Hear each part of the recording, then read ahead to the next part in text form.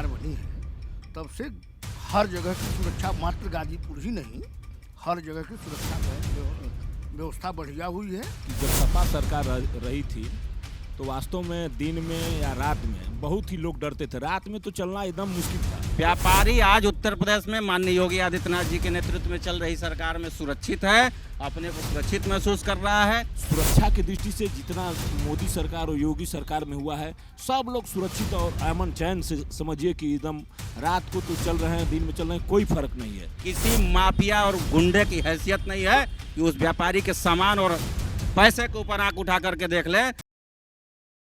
आप वोट करने जाएंगे, है ना, तो आपके जहन में क्या मुद्दा होगा? जैसे पिछली बार आपने 2019 में वोट किया तो कुछ चीज़ें आपके जहन में होंगी। जैसे हम लोग का सबका घर परिवार होता है, हम लोग सोचते हैं कि घर में जो बच्चे हैं उनके लिए स्वास्थ्य व्यवस्था बढ़िया हो, या हम लोगों के लिए स्वास्थ्य व्यवस्था बढ़िया हो, शिक्षा बढ़िया हो बच्चों के लिए, या जो महंगाई है, महंगाई दर है, या कुछ और चीज़ें हैं वो हमारे लिए व्यवस्थित हो जाएं। तो इन तरह की चीज़ों के लिए अगर हम आपसे पूछें, या अगर आप गाज़ीपुर में रहते हैं, जमनिया में रहते हैं, तो यहाँ की सड़कों के बारे में आप बेहतर जानते होंगे, है ना, यहाँ पर किसान को कितना रेट मिलता है गेहूं का, इन चीज़ों के बारे में आप बेहतर जानते होंगे। तो आपसे एक साधारण सा सवाल है कि पिछली बार जब आप वोट डालने गए थे तो आपके जहन में क्या था जो अधूरा रह गया, और अगर पूरा हो गया है तो जब इस बार वोट डालने जाएंगे तो आपके जहन में क्या मुद्दा होगा कि भाई ये पूरा होना चाहिए हम, या फिर जिसको हम सांसद चुने वो जा कर के संसद में हमारी ये वाली बात ज़रूर उठाए? क्या होगा आपके जहन? सबसे पहले तो हमारे जहन में सुरक्षा और शांति हो, और शांति सुरक्षा जब हो जाएगा तो विकास अपने आप होगा, और एक विकसित भारत का जो सपना है उसको पूरा करने के लिए हम वोट करेंगे।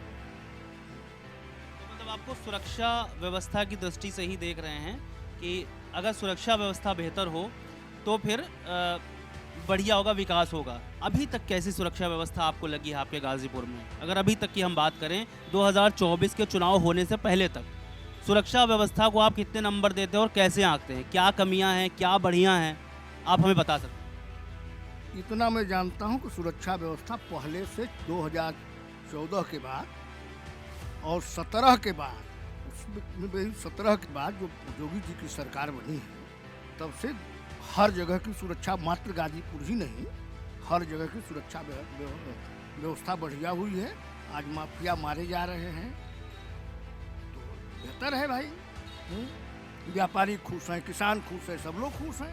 विपक्ष ये हमेशा से आरोप लगाता है कि भाई उस सत्ता पक्ष जो अभी योगी जी मुख्यमंत्री हैं और प्रधानमंत्री मोदी जी हैं, तो इनका हमेशा आरोप रहता है कि जो गुंडा माफिया राज था वो हमने ख़त्म कर दिया।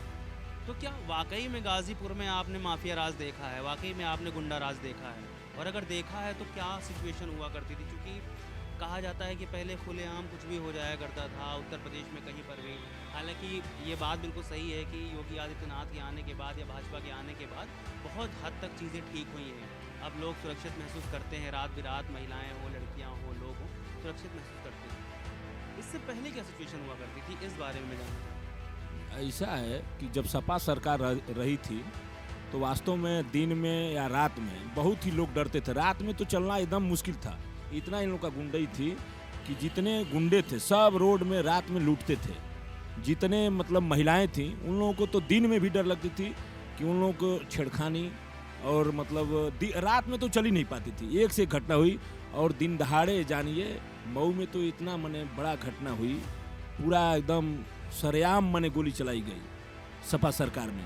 और उसमें माननीय हमारे उस समय मुलायम सिंह जी मुख्यमंत्री थे, कुछ नहीं किए, न जांच कराए न कुछ कराए। और मने सुरक्षा की दृष्टि से जितना मोदी सरकार और योगी सरकार में हुआ है, सब लोग सुरक्षित और अमन चैन से समझिए कि एकदम रात को तो चल रहे हैं, दिन में चल रहे हैं, कोई फर्क नहीं है। इतनी व्यवस्था योगी जी की टाइट है कि बहुत ही बढ़िया चल रहा है। और इससे पहले तो इतना असुरक्षित था आदमी कि जा रही है लड़की पढ़ने और आएगी कि घर नहीं आएगी, उसका कोई ठीक नहीं था, ये जान लीजिए। हाँ, बहुत ही बढ़िया इस समय सरकार चल रही है। लेकिन इससे पहले तो बहुत ही गुंडा राज था, समझिए। समाजवादी में ही गुंडई और चरम सीमा पर थी। लेकिन जब से या 10 साल से सरकार मोदी जी की आई है, तब से मान लीजिए कि बहुत ही अमन चैन से इस उत्तर प्रदेश की सरकार चला रही है और जनता एकदम ठीक से जी रही है, जान लीजिए। जी जी। क्या नाम हुआ सर आपका? जी नारायण दास चौरसिया नाम है मेरा। आप क्या करते हैं? मैं व्यापारी परिवार की पृष्ठभूमि से आता हूँ, अपना व्यापार करता हूँ, कुछ सोशल वर्क भी करता हूँ।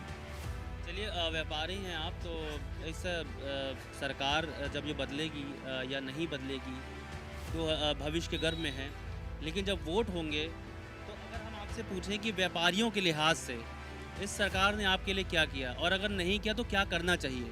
क्योंकि जब आप वोट करने जाएंगे तो आपके हाथ में ही सब कुछ होगा। आप बटन दबाएंगे तो सरकार दोबारा आएगी, अगर दूसरे पर बटन दबाएंगे तो दूसरी सरकार आएगी, सब कुछ आप लोगों के हाथ में है। तो इस बार व्यापारियों के लिहाज से अगर आप इस सरकार को कैसे आंकते हैं?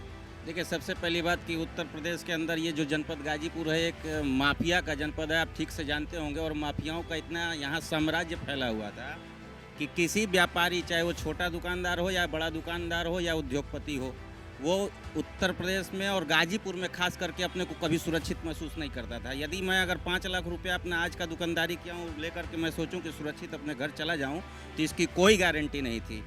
हर ये जमानिया में आप बैठे हैं, इसी जमानिया में इस मुख्तार के लोग यहाँ गुंडागर्दी करते थे और व्यापारियों से वसूली करते थे।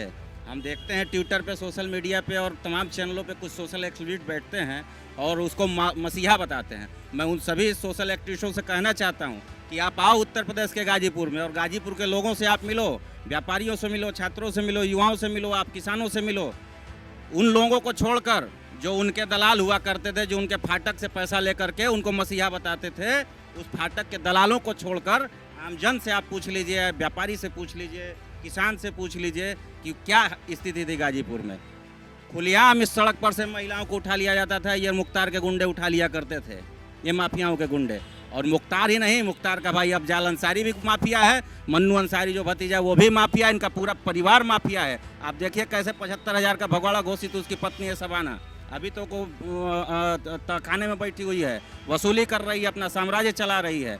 तो यह स्थिति थी गाजीपुर में। और मैं खासकर अपनी बात बता दूं, हमने एक बार ही बताया, दूसरी बार में रिपीट कर देता हूं कि व्यापारी आज उत्तर प्रदेश में माननीय योगी आदित्यनाथ जी के नेतृत्व में चल रही सरकार में सुरक्षित है, अपने को सुरक्षित महसूस कर रहा है।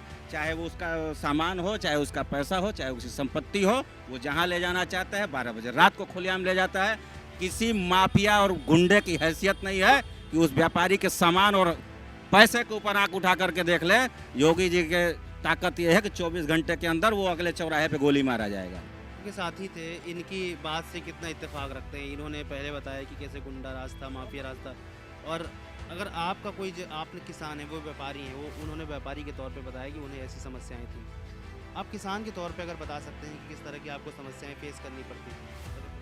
पहले समस्या बहुत थी, माने हर जगह दलाली हुआ करती थी।